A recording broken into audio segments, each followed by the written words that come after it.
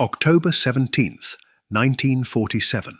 St. Mary's Hospital, outside Roswell, New Mexico. At 2:13 in the morning, a hospital chaplain named Father Elias Mercer was called to a locked treatment room on the third floor. He was told that a patient was dying. There was only one problem: the patient wasn't human. According to the account Mercer left behind, the being on the table was approximately 4 feet tall, with grey skin, an oversized head, black eyes, and 4 fingers on each hand. It had no identification, no medical chart, no name, and according to Mercer, it could not speak, at least not in any way he understood. What happened during the next 11 minutes was something Mercer would never discuss publicly. He kept a small handwritten account hidden among his personal papers. For 40 years, he refused to explain one particular sentence, and when he finally wrote it down, he added a warning beneath it. If this is ever read, remember that it was asking to go home. I'm not saying that happened. I'm asking you to sit with what it would mean if it did. Because the strange part of this story isn't that a chaplain claimed to have seen something impossible. It's what he said the thing asked him to do before it died. Elias Thomas Mercer was 38 years old in 1947. He had served as a hospital chaplain for nearly 9 years, first in Chicago and later in New Mexico. By every surviving description, he was an ordinary man. He kept his shoes polished. He drank black coffee. He wrote with an unusually small handwriting, and according to his niece Margaret, he had a habit of carrying peppermint candies in his coat pocket for nervous patients. That detail appears insignificant, but it becomes important later, because Mercer claimed that during the encounter he offered one of those candies to the being. It stared at it for several seconds. Then it pushed his hand away. The account itself did not surface until decades later. After Mercer's death in 1987, his niece discovered a wooden box beneath a stack of old parish records. Inside were 17 pages of handwritten notes. 4 pages concerned ordinary hospital visits. 3 contained names and dates. 5 appeared to describe an incident in October 1947. The remaining pages were mostly blank. On the inside cover, Mercer had written, "Do not release before 1987. There was no explanation, no signature from a second witness, no official hospital stamp. Nothing that could independently prove the account. Margaret later said she had never heard her uncle talk about aliens, not once. She remembered him saying only one thing about the night at St. Mary's.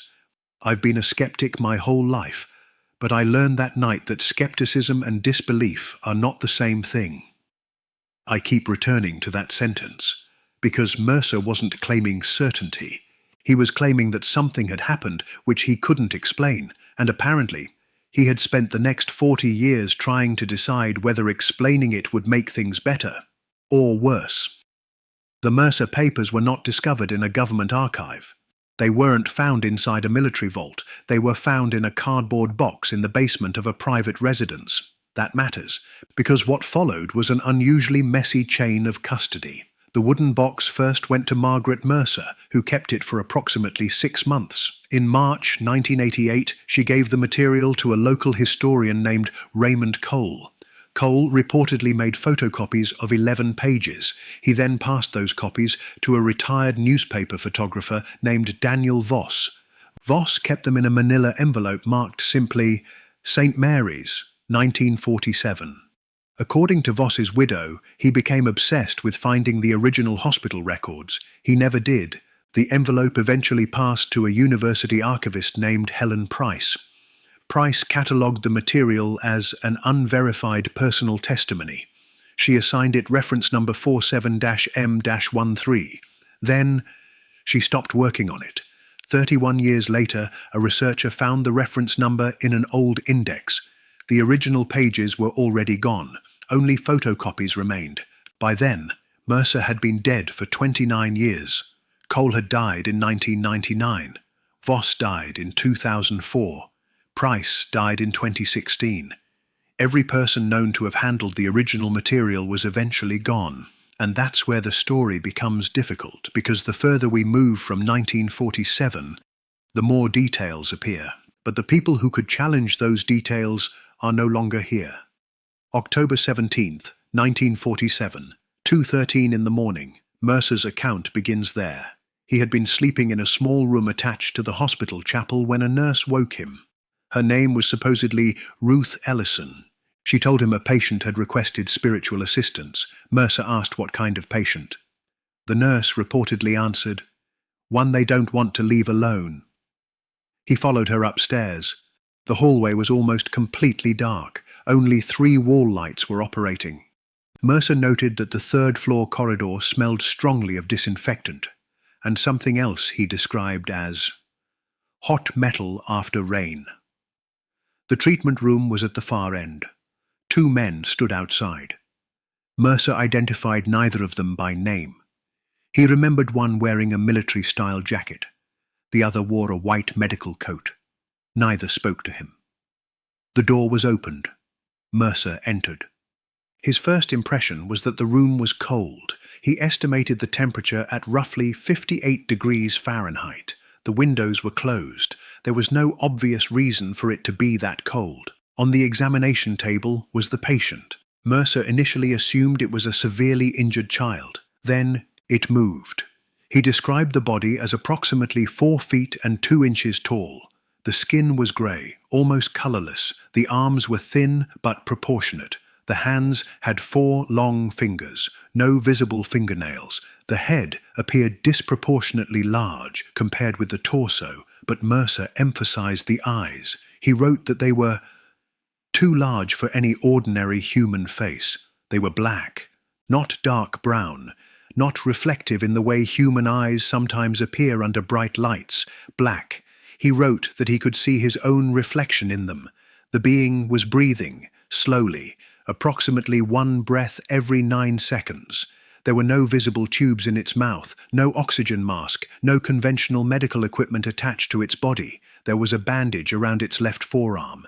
Beneath the bandage, Mercer noticed a dark line running from the wrist toward the elbow. He initially thought it was blood. Then he realized it wasn't red, it was almost blue. The being looked at him. Mercer stopped moving. For several seconds, neither of them did anything. Then the creature raised its right hand, not quickly, not threateningly. It lifted the hand approximately 6 inches from the table and turned the palm toward him. Mercer interpreted the gesture as a request. He stepped closer. The creature's fingers moved. 4 times. Mercer wrote that the motion reminded him of someone counting. 1, 2, 3, 4. Then it closed its hand. The room became silent. Not quiet. Silent. Mercer specifically wrote that he could no longer hear the ventilation system. He couldn't hear footsteps in the hallway. He couldn't hear the electrical hum from the overhead lights. He wrote, it was as though the room had been placed underneath glass. Then the being looked directly into his eyes, and Mercer heard a voice. He did not hear it with his ears. He described it as something that appeared inside his thoughts. The first word was unclear. The second was unmistakable. Home. Mercer immediately assumed he was imagining it. He wrote that he had been awake for less than 10 minutes and had experienced intense emotional stress. He tried to pray. The words would not come. He knew the prayer. He had said it hundreds of times, but he couldn't remember the sequence. The being continued, watching him. Then came the second message. Mercer described it as a series of images rather than words. A dark sky, a line of lights, something resembling a long corridor, then a bright white circle, and finally, what Mercer described as a room with no ceiling. He wrote that the images lasted less than 3 seconds, but the emotional impression remained. He felt loneliness, not fear. Loneliness. The kind of loneliness associated with someone waiting for a person who never arrives. Mercer reached into his coat. He pulled out one of his peppermint candies. He later admitted that he had no idea why. Perhaps he was trying to behave normally. Perhaps he wanted to test whether the being understood him. He held the candy out. The creature looked at it. Then it turned its head slightly. It pushed his hand away. Mercer wrote, "It knew what it was not." Then the being touched his wrist. The contact lasted approximately 4 seconds. Mercer said the skin felt cold, not dead. Cold, like metal left outside overnight. Then something happened that he never fully explained. He saw an image of a child, a human child, a little girl standing beside a window. Mercer didn't know the girl. At least, he didn't recognize her. She was holding a red object in her hands. Then the image changed. The girl was older, then older again, then gone. Mercer interpreted this as a message about time, but he wasn't certain. One line in his notes is crossed out 3 times. Underneath the crossed-out words, only fragments remain. Not coming. Then, they left me. Then, waited for... The final word is impossible to read. Mercer apparently tried to rewrite it on another page. That page contains 1 sentence. It said that the others had gone without it. Then he added something unusual. It was not asking me to save its life. It was asking me to tell someone that it had been left behind. At 2:24 a.m., the being's hand stopped moving. Mercer said its eyes remained open. He continued praying. This time, the words returned. 11 minutes after he entered the room, someone opened the door behind him. The sound returned immediately. The ventilation, the hallway, the footsteps. Everything. Mercer turned around. When he looked back at the table, the being was dead. This is where the account becomes almost impossible to verify. Mercer did not keep the notes in a conventional diary. He wrote them on separate sheets. Some were numbered, some weren't. There were 17 pages in total. Page 4 described the room.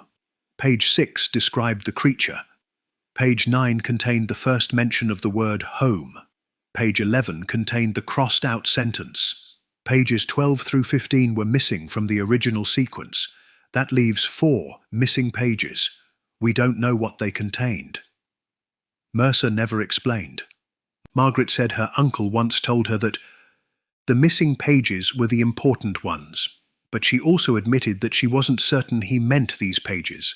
There are at least 3 possible explanations. The first is simple. Mercer witnessed an unusual medical case and later misinterpreted what he saw.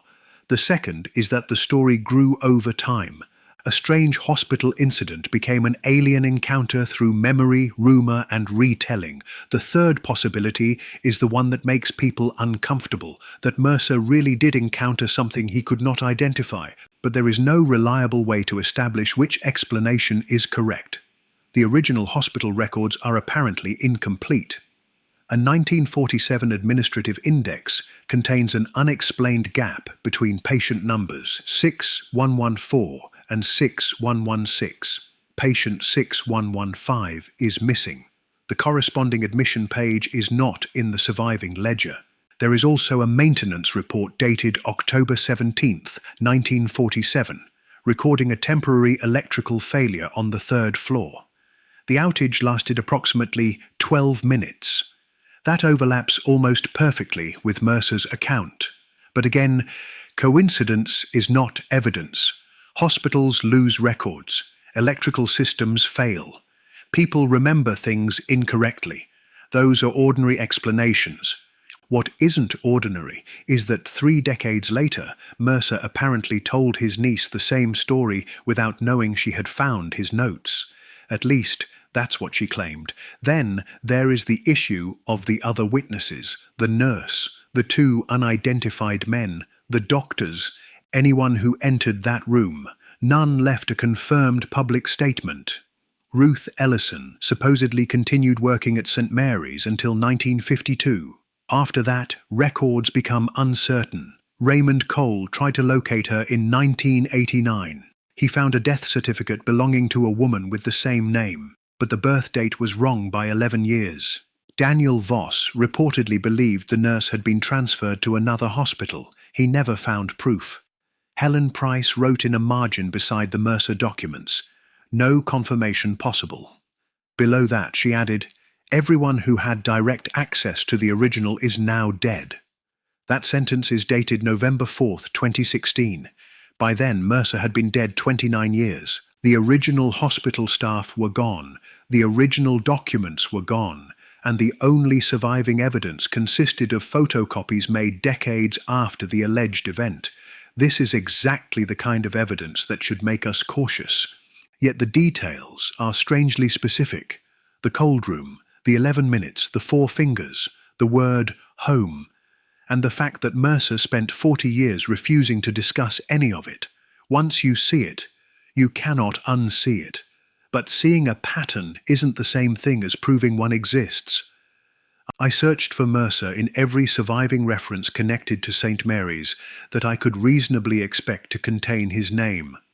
There is no obvious record of him entering the hospital on October 17, 1947. There are records showing that a chaplain visited patients. There are references to nighttime pastoral calls, but the specific event is absent. Mercer's name appears elsewhere, just not there. That absence could mean almost anything: a missing document, a private visit, an administrative omission, or nothing happened at all. But there is another detail. Mercer claimed that 2 men questioned him immediately after he left the room.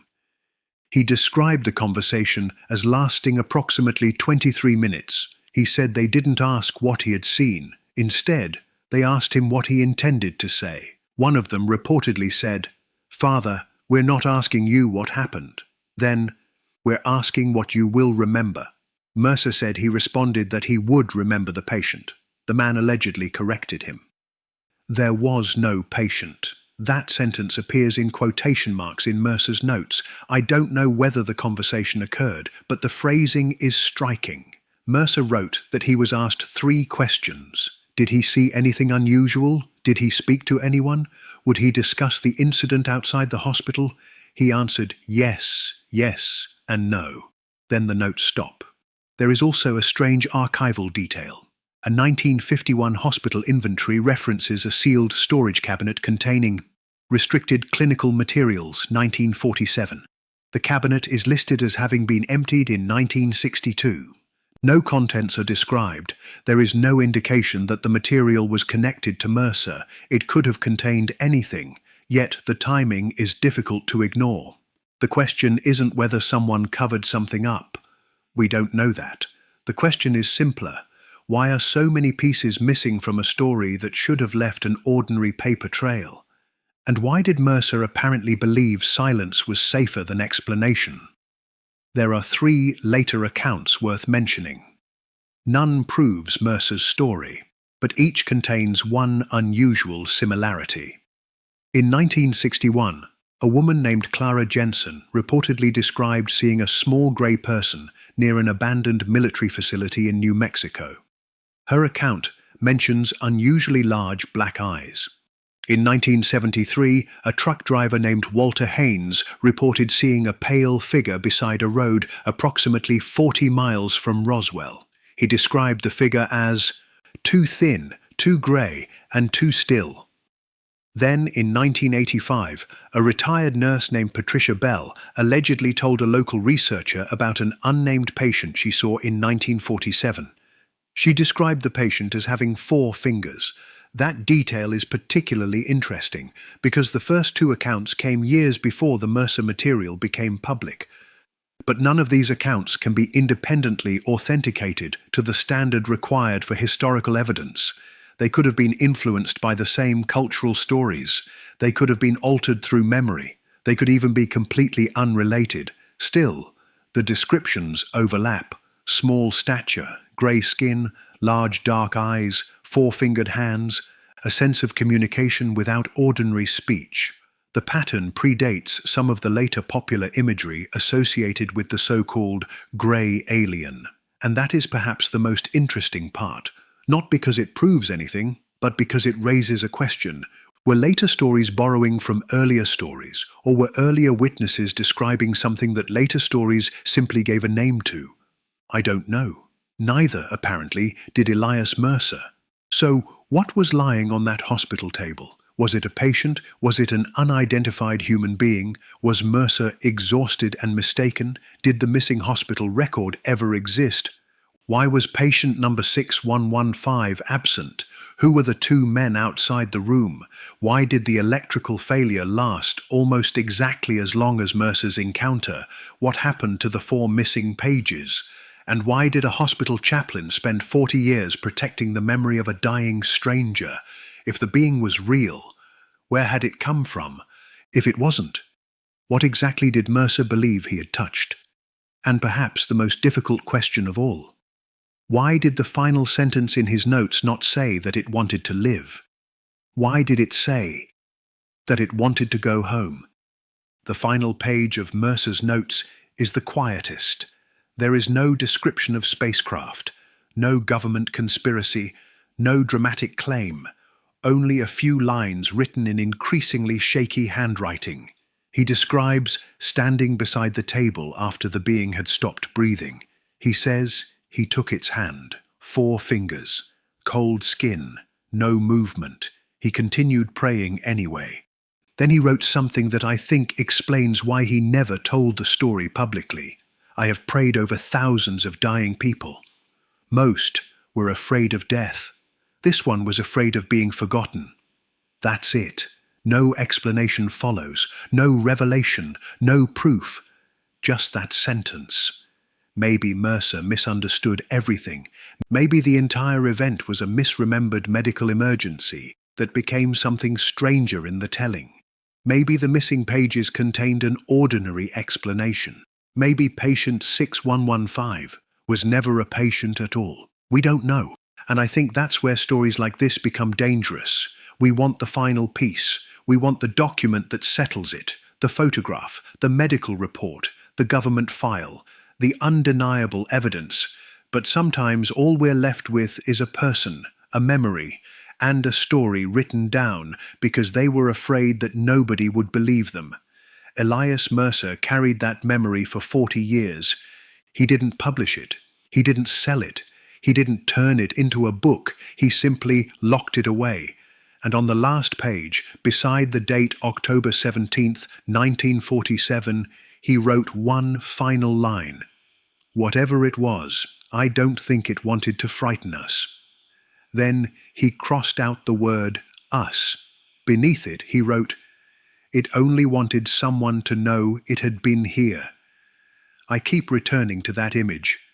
A hospital room, a dying stranger, a chaplain holding a cold, unfamiliar hand, and 2 beings, neither knowing what the other truly was, one praying for the dying, the other, perhaps, simply waiting.